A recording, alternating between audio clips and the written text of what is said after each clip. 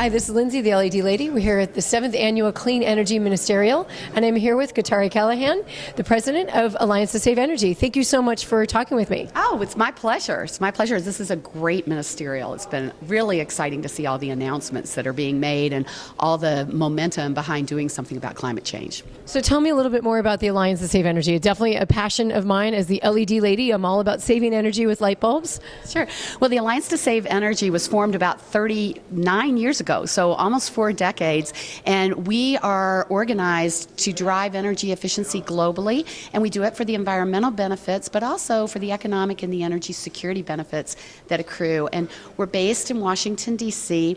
One of the things that makes us very unique in terms of an NGO is that we actually have sitting members of Congress who serve in an honorary capacity on our board. So we're a nonpartisan group. We have 14 members of Congress from the House of Representatives and the Senate, Democrats and Republicans alike, who are helping us to drive our mission forward. All passionate for our wonderful planet, the only home we have, right? Well, they're all passionate for energy efficiency, so I think you could say they're passionate for the environment and the only home that we have as well.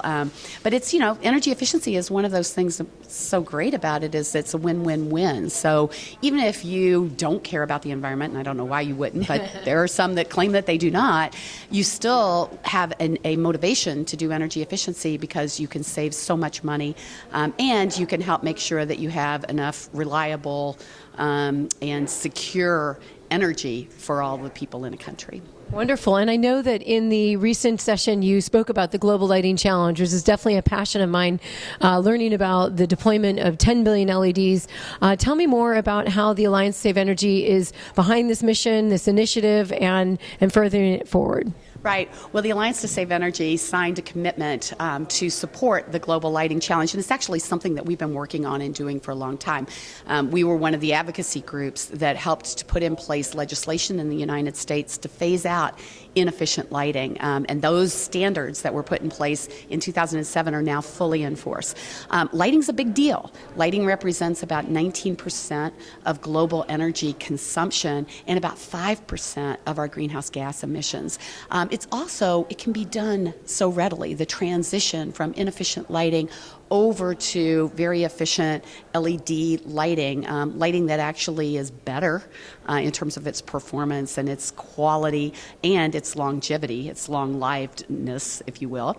But it's something that can be done easily and very cost-effectively, almost cheaply at this point in time.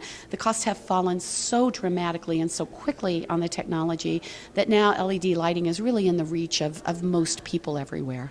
You're talking my language. I have been working in the LED lighting field since 2009, which the early days of LEDs were expensive. They were blue. There was some quirks to deal with. And so to see such a active initiative taking forward, I know that some countries signed on. You spoke to those countries. Who are those that have signed on? The new ones that just signed on were Canada and Saudi Arabia. They also had subnational, the state of Washington, led by Jay Inslee, who's a great leader on clean energy, signed on as well. And I thought the biggest news out of the day was that the Vatican has endorsed the challenge. And when you have the Pope, and this actually came through their Academy of Sciences, and you have them weighing in on it, it really is important because people listen to what the Pope says and they'll take action. So we're really excited. It's a new and a better day for lighting all around the world. May the flock follow, right? With all the LEDs. Yes. May the flock follow,